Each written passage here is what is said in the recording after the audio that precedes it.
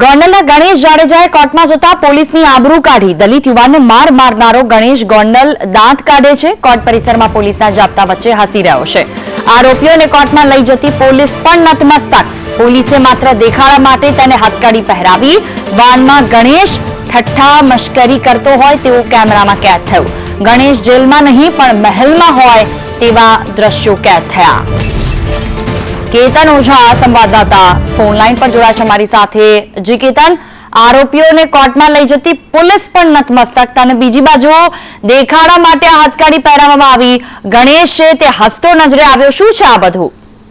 ચોક્કસ કે જે રીતે ગઈકાલે તેમને કોર્ટમાં રજૂ કરવામાં આવ્યો હતો ત્યારે તેના મહેરત ચહેરા ઉપર જે હસતાની જગ્યાએ હાસ્ય જોવા મળતું હતું અને ખાસ કરીને પોલીસની આબરૂને લઈ ઉઠતા હતા, કારણ કે તેના સમર્થકો હતા તેની સાથે તે ઠઠ્ઠા મશ્કરી કરતો જે છે તે જોવા મળ્યો હતો અને તેમની સાથે ખાસ કરીને હાથ ઊંચા કરીને તેમની સાથે વાતો કરતા પણ નજરે પડ્યો છે। ખાલી માત્ર જે પોલીસે હથકડી લગાવી હતી તે નામની જ લગાવી હોય તેવું સ્પષ્ટ દેખાઈ રહ્યું હતું અને જ્યારે તે હસતો ચહેરો જોતો હતો અને તેના સમર્થકો જેટલા પણ આરોપીઓ હતા તેમના ચહેરા પર પણ જે છે હાસ્ય જોવા મળતું હતું। બિલકુલ, તમામ જાણકારી બદલ આભાર।